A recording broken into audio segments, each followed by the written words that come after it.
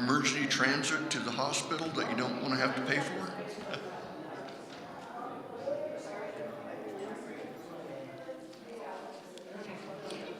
They're on it.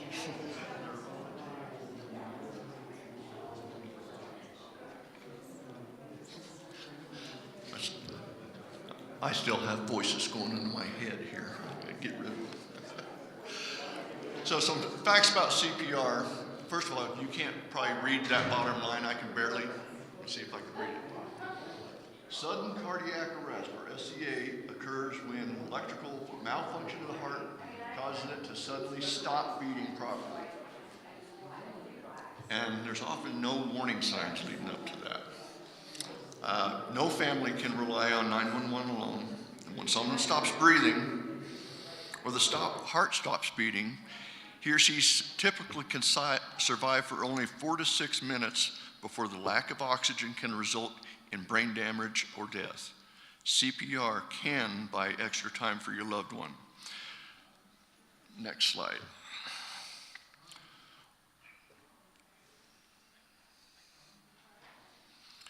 Over 70% of all cardiac and breathing emergencies occur in the home when a family member is present and available to help the victim.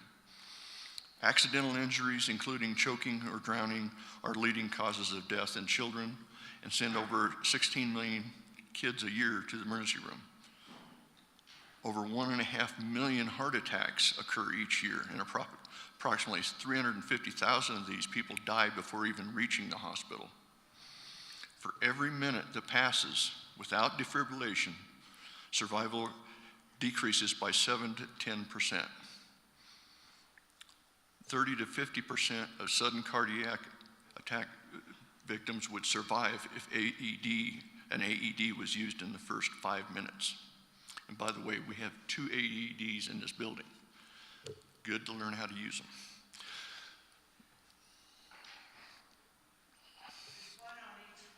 Yep, one on each floor, one right inside the fellowship hall and one up in the lobby upstairs that the Wind Symphony has let us install there since they're using our building. So we maintain it. So, and they're both the exact same brand, and we've got an actual trainer that's exactly the same. So when Rusty gives her training, it's the exact same AED that you would use. So are we on the third slide now? There we are. CPR saves lives. Statistics show that the earlier CPR is initiated, the greater the chances of survival. In fact, the American Heart Association estimates that 100 to 200,000 lives of adults and children could be saved each year if CPR were performed early enough. Now, retention of CPR learning is a major issue. According to the American Heart Association, in fact, studies shown that memory of CPR skills and knowledge tends to deteriorate as early as 3 months after the training, even among highly trained professionals, including doctors, nurses, and more. So that's why you're supposed to get recertified every 2 years. And by the way, all of our safety team gets the training every year. So in an automatic external defibrillator is a device that uses to administer an electric shock to restore the heart's normal rhythm. And once you learn it, it's pretty dummy proof. It tells you everything, exactly how to do it, when to do it. It prompts you along so you don't be afraid of it. Just do what it tells you. And it'll let you know if you're doing it wrong.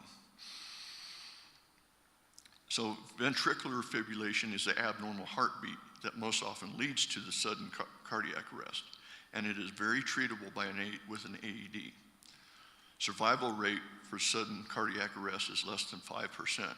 This is due to limited AED accessibility. But by the way, even every police car has one in them too. Good to know. If the sudden cardiac arrest victim receives defibrillation through an AED within the first minute, the survival rate is 90%. So time is of the essence. So, fourth slide. If AED determines a victim's heart rate is ventricular defibrillation, the AED will recommend defibrillating shock. If a person does not need an AED shock, the AED will not deliver. So it will only give it if you need it.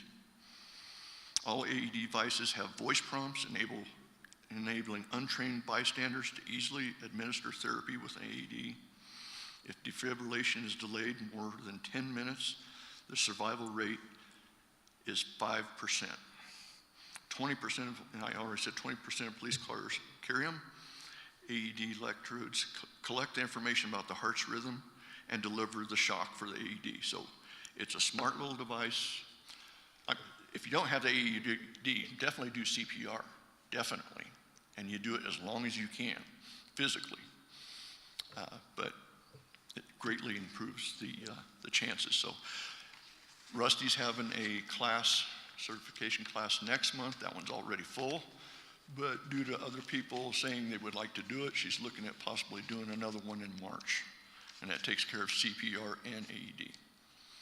So the last slide, this is a copy of my card.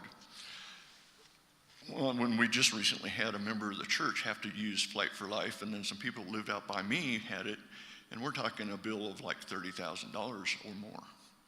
And Medicare does not cover it. But this little insurance card here is $60 a year for a household. And it's not just from your house to the hospital. If you're at a hospital and need to be evacuated to another hospital, it takes care of it. You can't read on the right there, but that's a list of all the different Flight for Life company services that are covered under this. Very comprehensive service. So it's AirMedCare, and you just do airmedcare.com. And because I don't think that's a bill any of us are looking forward to having. But like I said, we had a member of our congregation that just recently did, and they didn't have the insurance.